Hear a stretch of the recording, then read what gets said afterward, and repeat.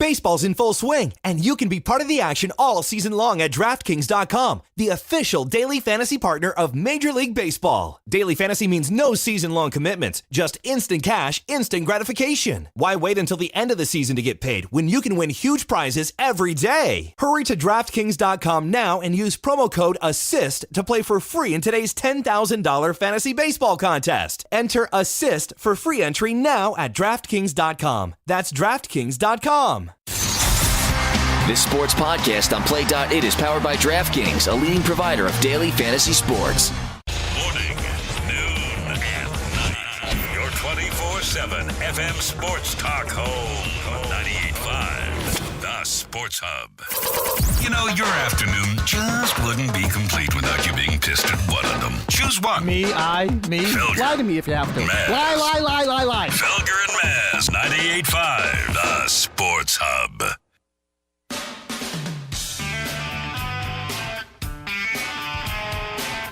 Right now, we don't even know where we're drafting or what position we'll be in, and we think there's going to be a lot of activity on draft night. So stay tuned. Our draft pick maybe have been traded before we even make the pick.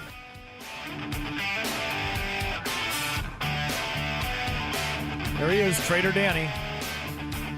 We led off the day with the email of the day. I just want to reread it because it sets up the topic, Mazz. Hey, guys, the commentary on the Celtics in this town is embarrassing. That's right, the commentary is embarrassing, says the emailer. Says, when was the last time anyone wanted to fire Trader Danny? It was likely Jay in Burlington or James in Brighton. Building in the NBA sucks, I know that. But I'm told the Celtics have one of the best GMs in the NBA. He's fearless. He'll trade anyone. He's risky. Trader Danny. And the emailer doesn't actually make those sound effects. He put in parentheses pistol shots. So I did it for him. Trader Danny. How many NBA championships does Trader Danny have on his resume as GM? 1, all caps. He has 1. Trader Danny was named the GM of the Celtics on May 9th, 2003, and he has 1 NBA championship, all caps. So he's been on the job now for 12 years and has 1 championship. He's made a career on being the GM of potential and likely has a job for life because of the owners who grew up loving the Celtics in the 80s when Danny was a player. But at what point do the Celtics take a real look at Danny?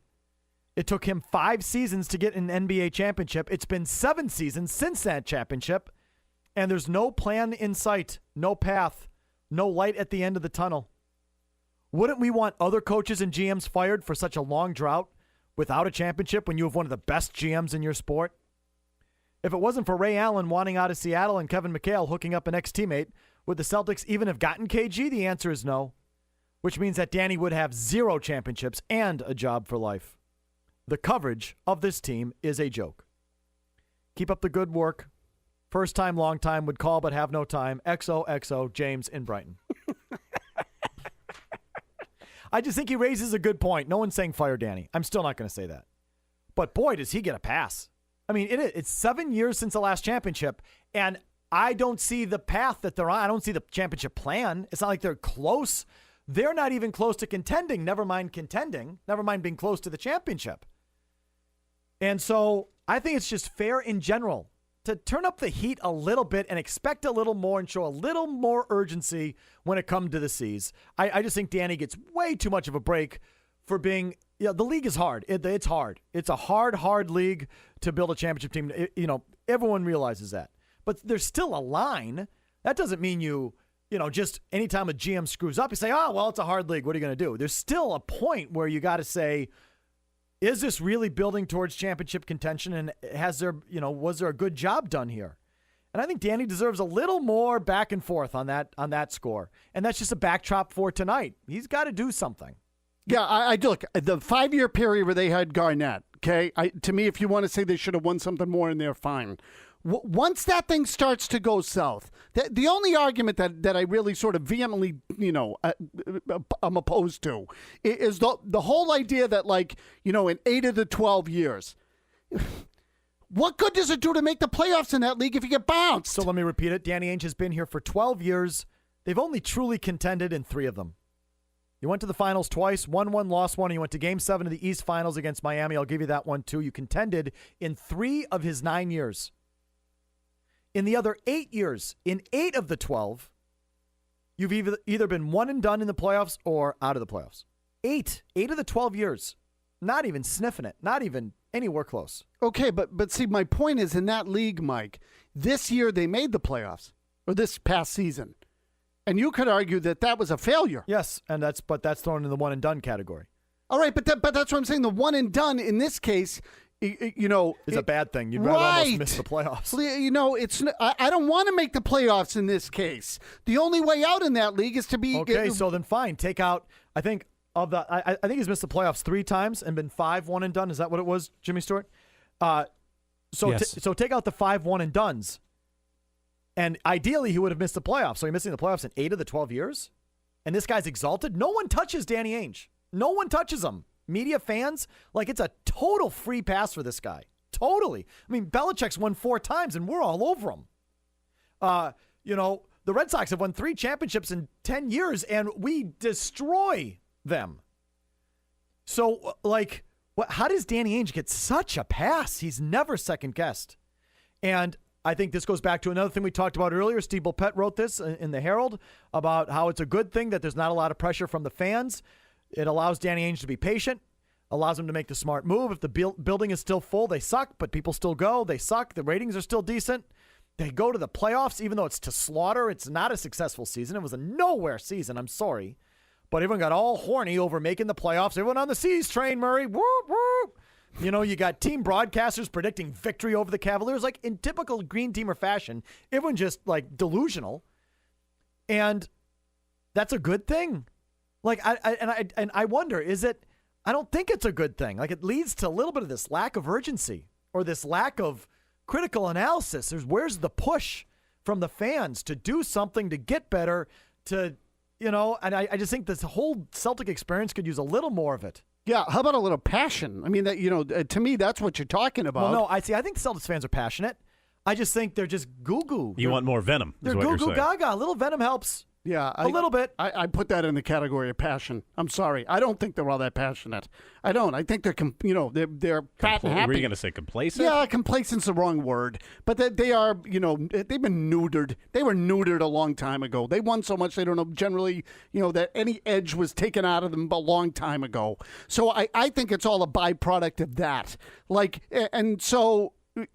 don't think that that's a good thing. The blind loyalty thing is not my cup of tea. Never has been. Oh, how can you? This is like those people who call us yesterday, right? Well, all you do is criticize the home teams. Do you guys even like them?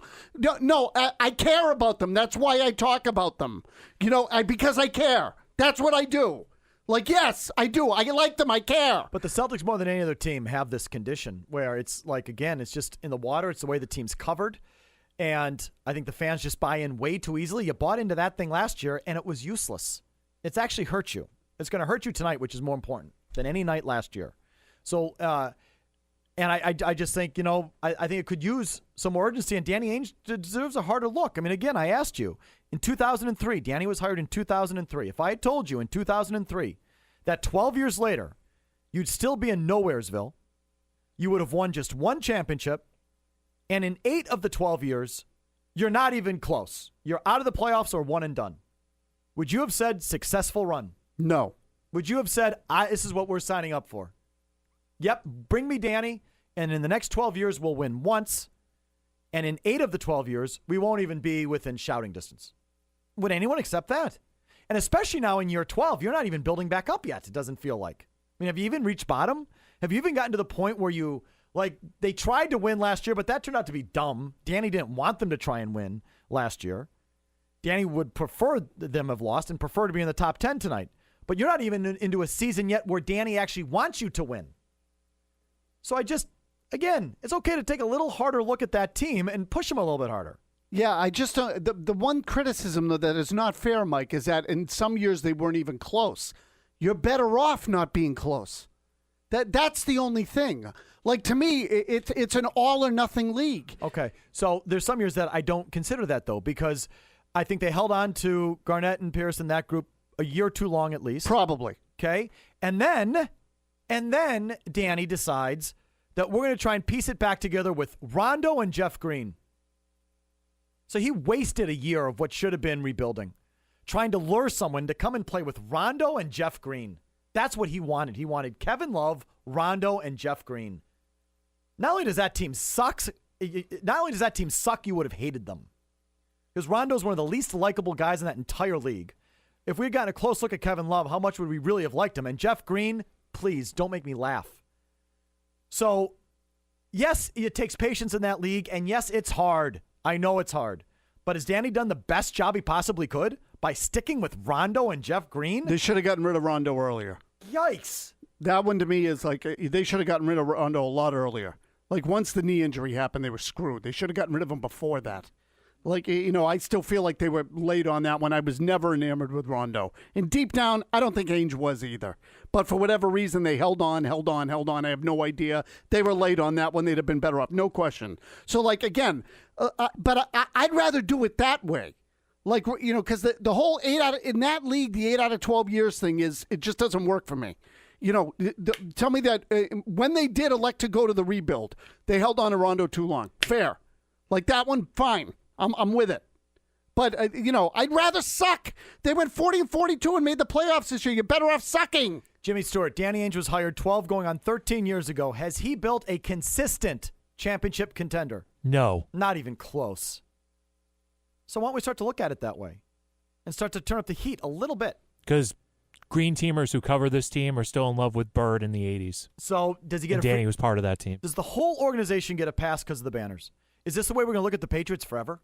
Could they go through years and years of sucking, but we're still going to treat them like, Notre Dame football in the 40s? Like it just never leaves, and it just leads to this, like, I don't think it's healthy for the team.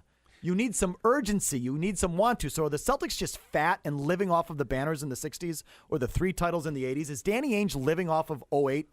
Or living off the fact that he got a couple rings as a player? They've been chasing Banner 18 for 7 years now. I mean, if you want to say 7. The Garnett, the Ray Allen Garnett thing has completely shaped his whole existence in Boston. I don't think that that's unfair. But really, look, how can you possibly compare the Patriots to the Celtics? I'm just saying I'm worried about the approach of the fan base. That's what I'm worried about. I'm not comparing the teams. I'm comparing to how the fans treat them. The fans, Celtics fans, are way too easy on that team. Way. Good God. Again, Greg Steamsma. Is he still in the league? The guy comes on the team, he makes a few blocks, and the team broadcaster says that Bill Russell had the same timing. Avery Bradley makes a steal from behind, and the team broadcaster says, well, used to do that, Michael Jordan. And Kelly Olynyk goes up and under and says, well, he came into the league with more moves than Dirk Nowitzki. Olynyk, I love that one. And the green teamers lap it up. Didn't a green teamer once say that they would quit their job if the Celtics traded Al Jefferson and brought in Kevin Garnett? I'm just saying it's like over the top. It's like and the fans just lap it up. And it's great that you're loyal fans. Again, I think it's awesome. You are unlike any other fans in town. And you're loyal and you love the team. And it's great from one standpoint. But from another, I don't know if it helps the team. Like, get after him a little bit. It's okay. I love the Olynyk one. I just have to get this off my chest. Like the whole, you think they got something in Olynyk? No, I don't. I think he's a stiff. Yeah, because he plays a preseason game, and they say on the broadcast that he's got the same amount of talent as Dirk Nowitzki. And the people buy it. What number pick was Olynyk, Jimmy? I believe he was 12, 13. Well, that's where Dirk was taken. Yeah, no, I know, but I'm just saying. So or 7. And I understand every draft is a little different, but think of that. 12 gets you Kelly Olynyk. I want to double check that. And now they're 16. So anyway, Celtics need to do something tonight. We'll talk about it right after these words. Felger and Mazz. Love listening to your favorite station? Start getting rewarded for the things you already do, like streaming your favorite radio station online. It's easy. Go to CBSLocalRewards.com, sign up, and start earning points for listening to your favorite online CBS radio stations, reading articles, and viewing photo galleries on your local CBS website. Redeem your points for great prizes and gift cards from stores like Nike, Best Buy, and Amazon. Sign up today at CBSLocalRewards.com. That's CBSLocalRewards.com.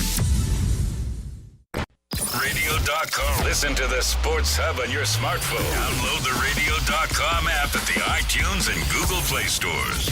Now, here's the 98.5 Sports Hub headlines. What are the Celtics going to do in tonight's NBA draft? As of right now, nothing but Twitter rumors and innuendo. But here's the latest. According to Brian Windhorst of ESPN, the Celtics are prepared to make a Godfather trade offer, meaning one that couldn't be refused.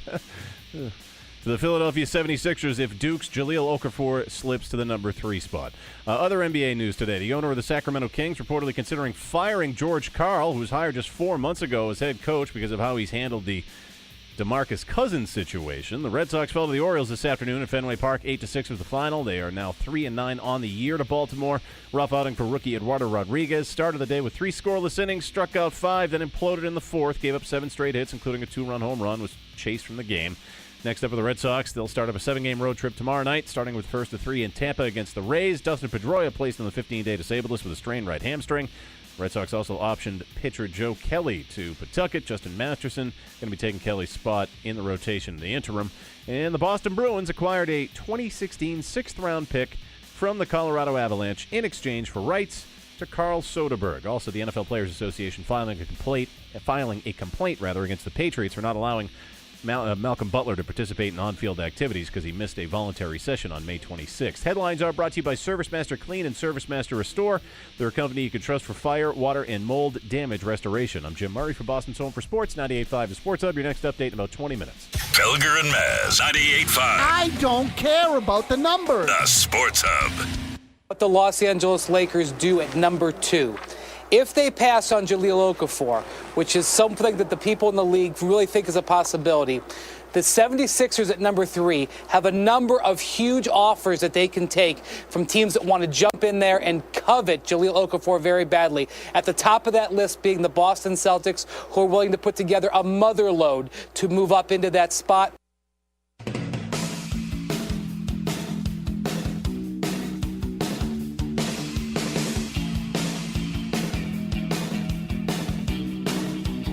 So there's that Windhorst rumor. Some juice there. It's always good juice on this day. That's why it's fun. I don't know how much of it is true. I don't care. It's fun to banter it about. Sure. Celtics, you hope some of it's true. Because if they come out of this with 16-28, that ain't going to help them. We were playing around with another rumor before. We had heard that Jared Sullinger had stopped following the Celtics on Twitter and had started following the New Orleans Hornets, right? Or Pelicans, Hornets, Charlotte Hornets. Sorry, Charlotte Hornets. So that he had started following the Charlotte Hornets, and that was quickly shot down. It turns out that Sullinger is still following the Celtics. However, he did start following the Hornets the other day. Yes. So, and the rumor was Sullinger and the Celtics' 2 first-round picks, Sullinger 11-28, 16-28. Why do I keep saying that? Sullinger 16-28. To Charlotte for, is it 9? Yeah, 9. Right, for number 9. And so when we found out that Sullinger is still, in fact, following the Celtics, we said, all right, well, why is he following the Hornets? Anything to that one? And I don't know, do we have more Mazz birdies? Do we want to talk about this? Well, look, what I do know is that Celtics practice facilities in Waltham, I think a bunch of players live in that area, right? And, that's where I grew up. You got some people there. I love Mazz sources. Well, look, now awesome. I sound like Wiggy. No, you don't. Crying out loud. Like I got people working baggage at Logan for crying out loud. Do you know how right Wiggy usually is? Well, there's a little buzz floating around out there that Sullinger's packing up his house. I love it. So I don't know. I'm trying to find out. I got a couple buddies that are cops and stuff in Waltham. Maybe someone can sniff that out for me. And someone drive by his house. Let me know. Is he packing up? Is there like a Mayflower truck out there or what? What's the story? I want to know. Sullinger 16-28 to get to 9. I doubt it's a U-Haul. There's no way he's moving his own stuff. Would you do that, Mazz? Not with that bag. Would you do that? Sullinger 16-28 to get to 9. Yes, I'd do that. Yep, I would. And would you stop there, or is Danny just doing that to leapfrog up higher? Hey, look, if that can get you up higher, then get up higher, by all means. I want to know what else is involved now in getting to 3. If you're talking about Philly. So now you're talking what? If you trade that for 9 and then you trade 9 and Smart for 3, Well, you told me Smart's off the table. I don't think they're dealing Smart. I was just about to get to that. So 9, my moles tell me they're not moving Smart. So 9 and a Brooklyn pick to get to 3, 9 and a Brooklyn pick to get to 4. The Knicks, Yes, I would consider that. Yep, absolutely. No question. Now, I love the fact that they're getting a 9, and I'll tell you why. Because, again, I have this idea in my head of a big man. There's no doubt. They need someone who can protect the rim. Why would it was the most obvious, glaring thing in the world. Why would Sullinger start following the Hornets? Maybe he's got friends on the team. Maybe they're, I don't know, they put pithy comments out there on Twitter. Maybe whoever's running that account. Maybe he's getting traded there. Okay. All of your thoughts. Most of you have been waiting very patiently, so thank you very much for doing so. Alex in Andover on Danny Ainge. Thanks for holding, Alex. What do you got?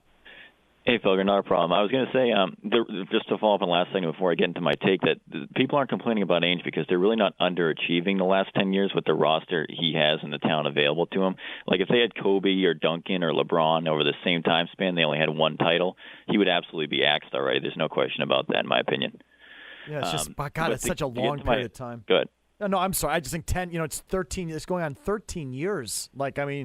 13 years and have so many uncompetitive seasons. I mean, they won a title and they've had a couple of really competitive years, but I didn't want to really call about that. Earlier, you basically dared people to call in and defend the Perkins trade, and Mazz went on this rant about how they cost themselves in the finals because they had to lean on Rashid and whatnot. You guys have really been spreading those misnomers and misinformation on that for a long time. First of all, that year they traded Perkins, they didn't make the finals, all right? They lost in the second round to the Heat in 5 games. That was the series that Rondo broke his arm and then played the next game, and they won 1 game, and that was it. Like, that team was not winning the title that year. 2, Perkins averaged 5 points and 8 rebounds. Alex, they had the year. best record in the league when they made the trade. Right, but Perkins had only played 12 of the 60 games to that point, Felger. He had been hurt. Like, you made it seem like he's the reason they were winning. He wasn't even playing. All I heard is that terrible. Yeah, Alex. All I heard is that when that starting 5 was together, they'd never lost. Never lost in the playoffs when that group was together. No, but that's what the Green Teamers constantly threw that one at you. When that starting 5 was together, they've never lost in the playoffs. That is true. That is technically true. So we can't argue that. But here's the other thing about Perk. Perk was so bad when he went to Oklahoma City. He was literally one of the worst players in the NBA. He signed a 4-year, $36 million deal when he went there, and he literally is the reason that James Harden is on the Rockets right now. Alex, I didn't tell you if they could do that trade over again, they would absolutely not do it. Oh, please! They should.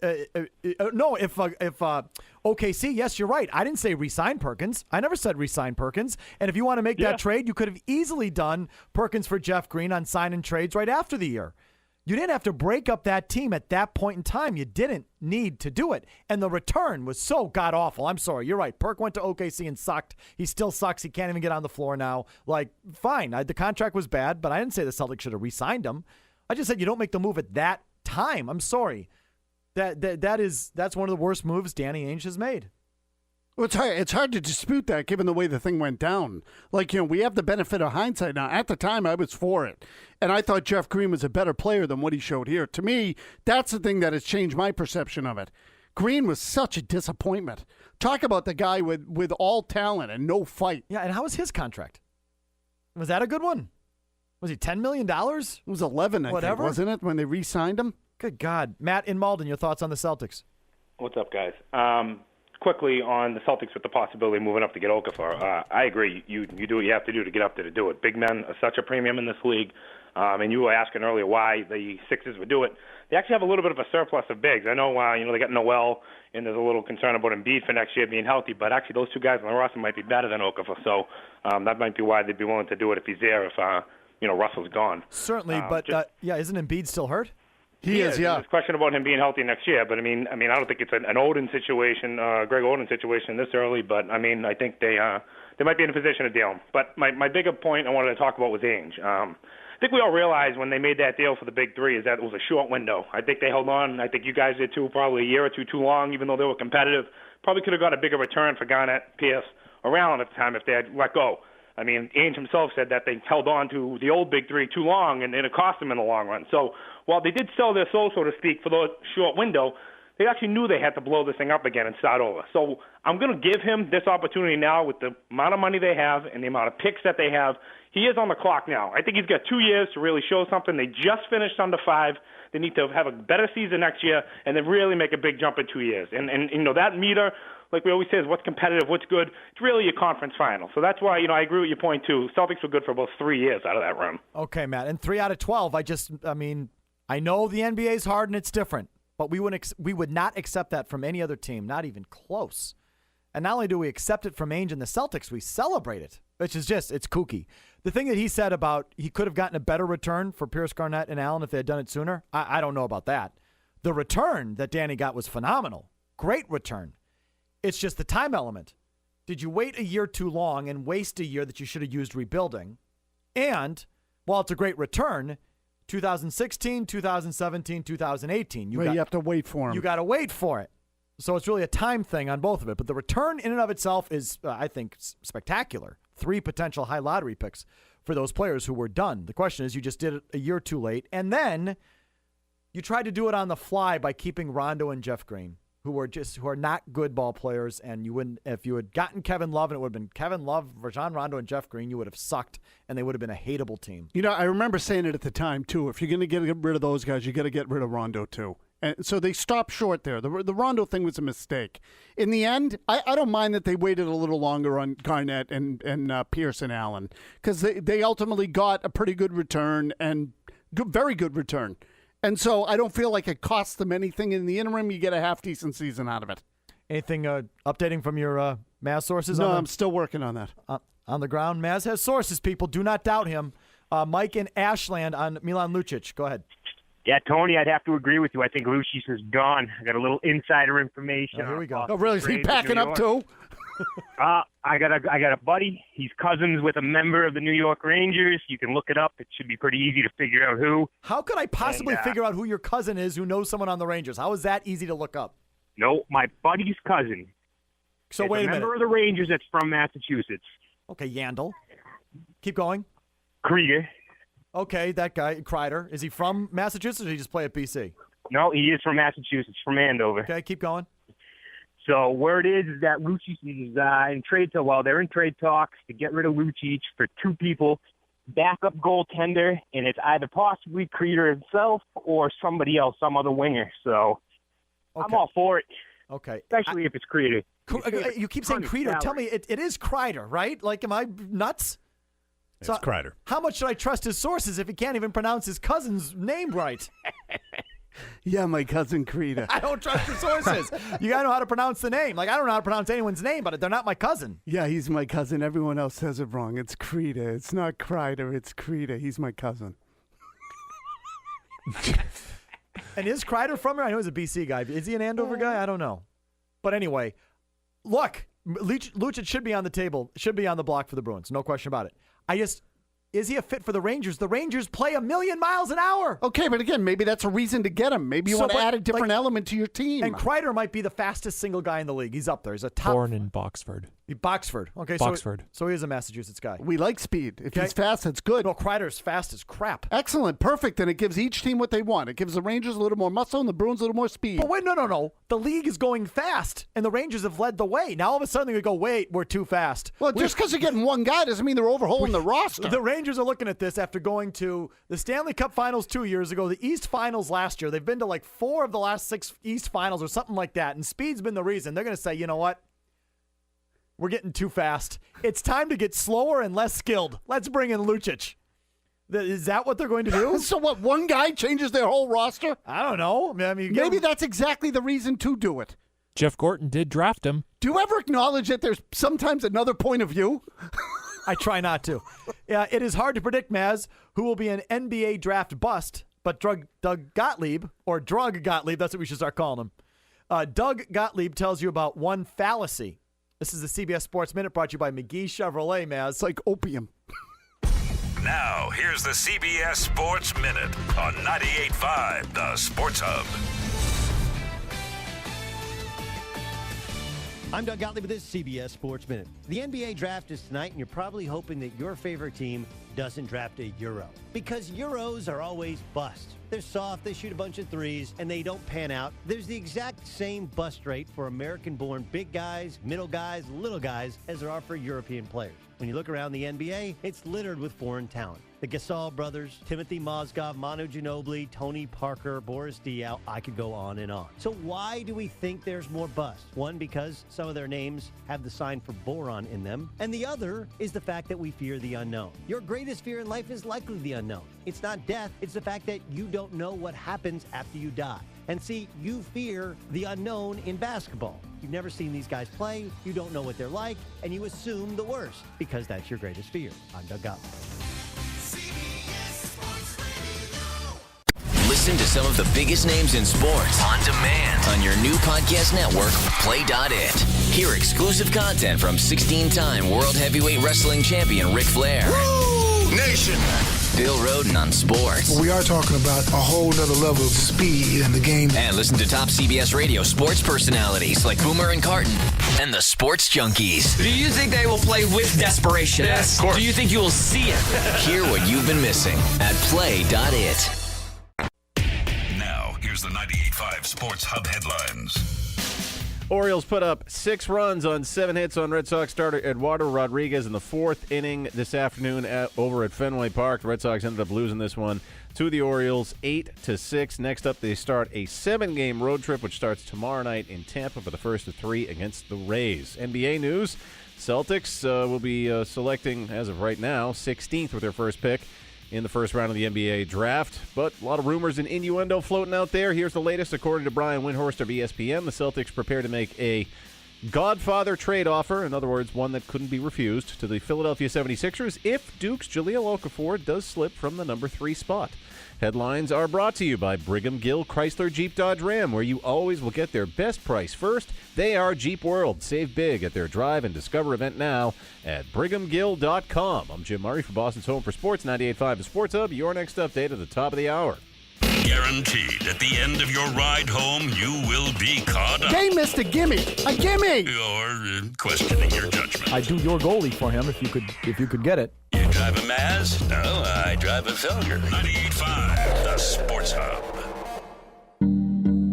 Is there any validity based on what you're hearing to the reports about the Lakers being in hot pursuit of King center DeMarcus Cousins? Anything to that? I would say this. I don't think they're going to trade DeMarcus Cousins by Thursday. If they trade DeMarcus Cousins, it will be after the draft. It's such a mess right now that people in Sacramento are practically having to put on hazmat suits just to be around that team. Things have gone off in so many different directions in a bad way, but I'm with David. I think that if something happens, it's not going to be right away. They definitely want this to work with DeMarcus Cousins. They still feel like George Karl is a great coach for this team, even though Vlade Divac did not hire him. I think they still want to give this thing at least one season, because remember, George has only been here for 30 games.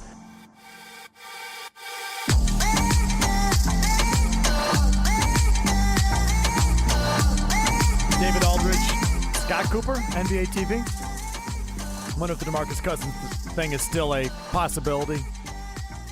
Are the Celtics trying to leapfrog to get as high as they can to make it more enticing to Sacramento? Or is Cousins just going to the Lakers? Who knows? Hopefully something big happens, though, for the Celtics. And sniffing around the Jared Sullinger situation, Mazz put out that his sources on the ground in Waltham claim that the big guy may have been packing up the house today. That's what they say, but I'm blaming the people in Waltham. So Mazz put out the call to the Waltham people. Ryan in Waltham has an update on Sully's situation. Yes, what is it, Ryan? I have eyes on Sully's property right now, and there seems to be no action. There's one car in the driveway and nobody in sight. Okay, so do us all a favor. Don't stake out his house. So don't let's not park in front of his house. No. My in-laws live 3 houses down from him. Okay. So that's all I was doing. Look out the window. Awesome, Ryan. Thank you so much for the update. You got it, guys. All right, kid. Take it easy. So, according to Ryan, no movement there at Sullinger's house. Well, my basketball moles now tell me that my Waltham moles are full of it. So now your basketball moles have weighed in. Yeah, you know what? Now when I really think about this, I'm putting my money on the basketball people. Because I grew up with the people in Waltham, and I know what kinds of stuff they do. That affects their judgment. Matt in Vermont on the seas. Go ahead, Matt. Hey, guys, some really strong points. But here's the thing. You want a criticism of Danny Ainge. Marcus Smart should be on the table. In the NBA, there's such a huge difference between a good draft and a bad draft. Would you rather have LeBron James or Andrew Bogut? I'm a draft geek. Tonight is the deepest draft since 2003, when there was 4 Hall of Famers in the first 5 picks. So tonight is the night that you go after it. Tonight is the night that you put all your cards in and try to get into the top 5 or 6 and get Justice Winslow or Emmanuel Mudiay. So the 2003 draft was the Dwayne Wade, Bosh. Yeah, LeBron, Carmelo, and Chris Bosh. Right. I think tonight's draft is the one draft where you could get that Steph Curry. You could get an MVP at number 6. Emmanuel Mudiay could be an MVP, and he could fall to 6. So don't just go up for Okafor. I support going up to 9. I support going up to 12. And I support definitely going up to 5 or 6 because you can get a stud this year, and you can't next year. Next year's draft is weak. So, Matt, what you're telling me is this is a good year to make the playoffs then, huh? No, oh, man, I was so mad that they were winning those games down the stretch because there's a huge difference between 12 and 16 this year. Yeah, thanks for the call. I mean, again, Danny Ainge knew it. Danny Ainge didn't want to make the playoffs, but, he's partly responsible for it. He hired the wrong coach at the wrong time. Stevens is too good. Isaiah Thomas made you better, not worse. So Danny Ainge did not manage his way into the lottery properly. See, I'm not a draft Nick, so I can't tell you, and I would say that about any sport. Like, I can't tell you which year is the deep draft, which year is the weak draft. But obviously they get paid to know this. And so I thought last year was supposed to be a fairly deep draft, right? You had all those guys going in the top 7 or 8 picks, Randall, Exum, Smart, Embiid, like all of it. And you say, And if you're telling me that this one's better and that there's value in moving up to 6 or 7, well, then, of course, yes, by all means, do it. If that's the reality of it, sure. Mike and Woburn, quick.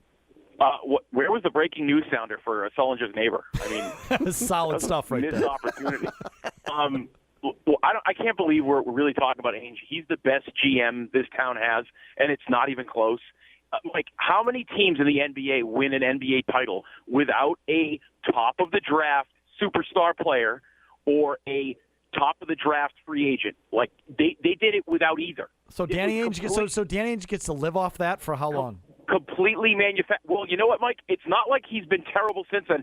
I know you want to kill the Perkins trade, but he did deal Perkins. That was the epitome of a pump and dump because Jeff Green had potential. Ugh. You might forget about the heart thing too. That's a factor in that. He didn't have one. Okay. I think I made that joke a couple years ago, but you're welcome to use it. Yeah, no, you stole it from me. That was mine. Yeah. Oh, yeah. Oh, I'm sorry. But it also he completely stuck up Brooklyn, and we've got 4 first-round picks now coming from that for Garnett's corpse. I mean, seriously, he's still doing work, a good job as opposed to the Bruins who just got a 6th-round pick for Carl Soderberg when they could have probably got a first for him at the deadline. Danny Ainge is okay. Well, hey, look, you know what? Terrible luck, and he still managed to win a title. Mike, he's better than Peter Chiarelli. Yup. He's better than Ben Cherington. Yup. I don't know if he's better than Bill Belichick. I mean, Bill Belichick as a GM is not what Bill Belichick is as a coach, but he's still pretty good. He's still pretty good. So I don't know if Ainge is, yes, he's better than some of the others for sure. Final word is next. Felger and Mazz. Love listening to your favorite station? Start getting rewarded for the things you already do, like streaming your favorite radio station online. It's easy. Go to cbslocalrewards.com, sign up, and start earning points for listening to your favorite online CBS radio stations, reading articles, and viewing photo galleries on your local CBS website. Redeem your points for great prizes and gift cards from stores like Nike, Best Buy, and Amazon. Sign up today at cbslocalrewards.com. That's cbslocalrewards.com. Felger's expert analysis. I definitely do like a full package. Mazz's hard-hitting questions. What are we waiting for? The callers bringing knowledge to the table. Tony, you're such a phony. It's a joke. It's time to recap this 4-hour show in 4 minutes. I'm locked in, baby. It's the final word on Felger and Mazzarati on 98.5 The Sports Hub. And the final word, as always, is brought to you by Town Fair Tire. The best price, the best selection. Nobody does it like Town Fair Tire. Nobody. So I think we got the call of the day just within the last half hour. As you know, the NHL draft is tomorrow night. There's been speculation about trades and moves around the league, one of which involves one Milan Lucic. And this guy has the inside scoop. Lucic is going to the Rangers. This would be Mike and Ashland. Mike and Ashland on Milan Lucic. Go ahead. Yeah, Tony, I'd have to agree with you. I think Lucic is gone. I got a little insider information. Here we go. Oh, really? Is he packing up too? I got a buddy. He's cousins with a member of the New York Rangers. You can look it up. It should be pretty easy to figure out who. How could I possibly figure out who your cousin is who knows someone on the Rangers? How is that easy to look up? No, my buddy's cousin. So wait a minute. Member of the Rangers that's from Massachusetts. Okay, Yandel. Keep going. Krieger. Okay, that guy, Kreider. Is he from Massachusetts or did he just play at BC? No, he is from Massachusetts, from Andover. Okay, keep going. So where it is that Lucic is in trade they're in trade talks to get rid of Lucic for two people, backup goaltender, and it's either possibly Creeder himself or somebody else, some other winger. So I'm all for it. Okay. Especially if it's Creeder. You keep saying Creeder. Tell me, it is Kreider, right? Like, am I nuts? It's Kreider. How much should I trust his sources if he can't even pronounce his cousin's name right? Yeah, my cousin Creeder. I don't trust the sources. You gotta know how to pronounce the name. Like, I don't know how to pronounce anyone's name, but they're not my cousin. Yeah, he's my cousin. Everyone else says it wrong. It's Creeder. It's not Kreider. It's Creeder. He's my cousin. Oh, that was the whole package. That guy was the whole package, man. This whole package. And here for I two guys. You can drink for two guys. Here I am as he's talking. He says he's got a cousin, who's got a friend who plays for the Rangers. Easy to figure out. And I'm thinking, Lundqvist is from Braintree? Yeah. They're going to trade him to... Yeah, it's Creeder. When he says backup goaltender, he can't mean Cam Talbot, Yeah, can he? Talbot. Yeah, sure. I like that. I'll take Talbot. Then trade Tuukka. Trade him for Robbie Krieger at the door. Be sure to get Creeder in here. Also, more Bruins talk, even though it was a lot of NBA talk and Celtics talk today. Mazz had thoughts on the Bruins selecting Malcolm Subban. He goes to 2012, Mazz. Your favorite pick? Yeah, Malcolm Subban.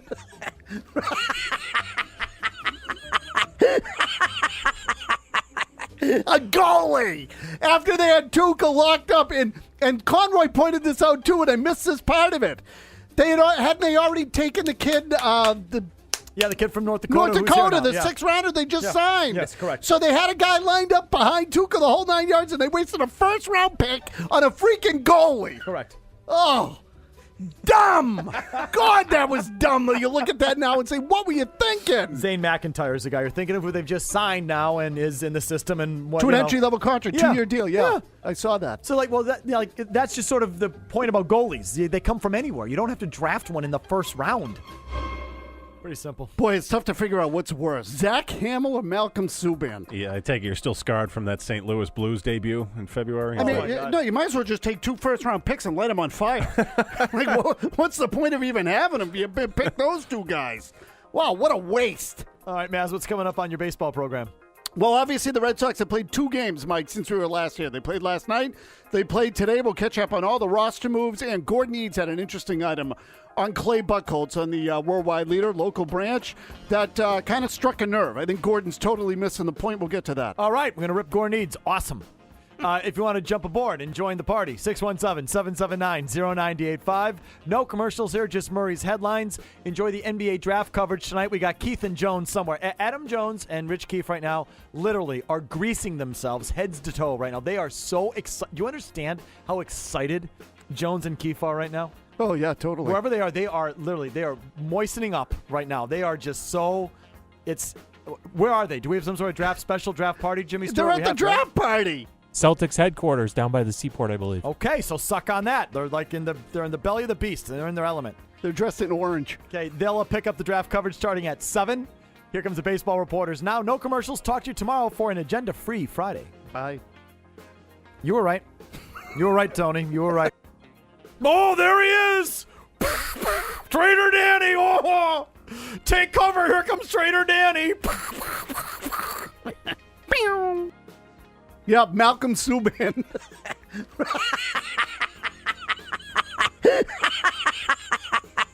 A goalie! This is Boston's home for sports. From the Town Fair Tire Studio, WBZ-FM and HD1 Boston 98.5, the Sports Hub. Love listening to your favorite station?